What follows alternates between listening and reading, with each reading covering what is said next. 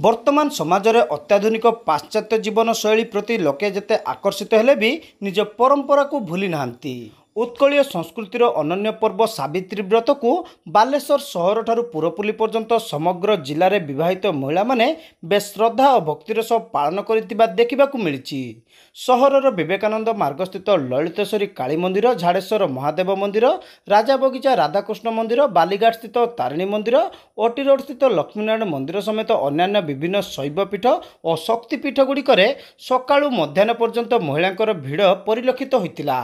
मंदिर देवादेवी निकट में षोडश उपचार पूजा सांगक भक्तिपूत पुष्पांजलि प्रदान करते व्रतधारी माने। स्वामी दीर्घ जीवन सांगक परिवार मंगल कामना करते समस्ते।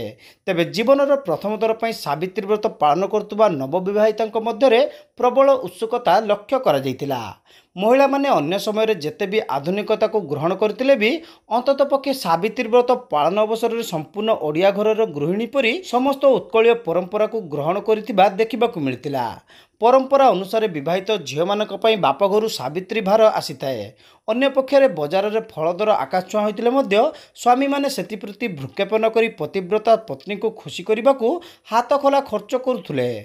सावित्री व्रत फल दुकान ठारू आरंभ करी लुगापटा और जलखिया दुकान में मध्य भीड़ देखा देतिला। पतिभक्तिर निदर्शन भाव नारीर गारिमा को दृष्टि रखी भारतीय संस्कृति सावित्री व्रतर महानता जुगे जुगे प्रतिपादित करिआसिछि। पौराणिक कथावस्तु आधार में सती सावित्री पतिभक्ति स्वामी सत्यवान को नुआ जीवन प्रदान करथिबा बेले यह भारतीय संस्कृति पई आदर्श होई रहिछि। अनुरूप भावे ओडिया घरर विवाहित महिला माने यहाकू अत्यंत निष्ठार सह पालन करुवा देखिबाकू मिलिछि। ज्येष्ठ मास कृष्णपक्ष अमावास्या तिथि रे पालित होइतबा एही सावित्री व्रत रे ओडिशार प्रत्येक विवाहित नारी स्वामींकर दीर्घायु सांगकू निरामय जीवन एवं सुंदर स्वास्थ्य कामना पूर्वक पूजा अर्चना करथिले। जे आगो काले कोन हेतिला ना सावित्री होतु तांको स्वामी सत्यवान को मृत्यु मुखरु जमराजंग पाखरु उद्धार करथिले एवं से यही पूजार जो सावित्री व्रत आज आम कर अमावास्याटा सेटा को 3 दिन धरिकी करुले।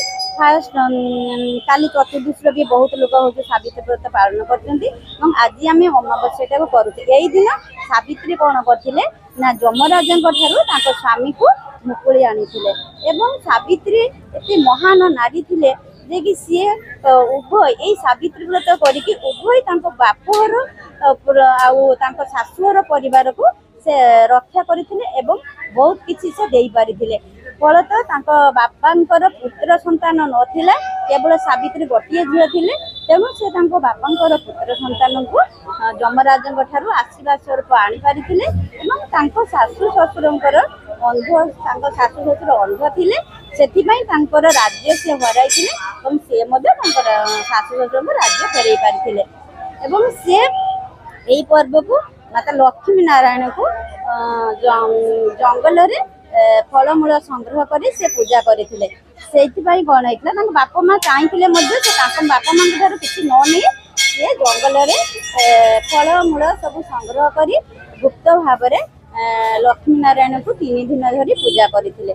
तार फल स्वरूप से जमराजंग ठारू स्वामी को मृत स्वामी को फेरई पारिथिले एवं सेटा से हमको देखि जाइछंती जे तुमे माने मध्य सेही भली भक्ति सहकारे निष्ठा सहकारे जदि तुमे पालन करिवो माने तुमे माने मध्य तुमे सब किछि पाई परिबो। आज आस्तिले आमे सब नुआ साड़ी शंखा सिंदूर सब नै के आस्तिलु फूल फल बाप घर मध्य प्राय 11 प्रथा अछि। बाप घर मध्य सावित्री पेड़ी आसे तो बाप घर मध्य देइथिले आमे आसिकी मंदिर रे नना कठारे जगन्नाथ मंदिर आसी बहु आडंबर बहुत सदभा स्त्री लोक मैंने आसती बहुत भी भल लगुच।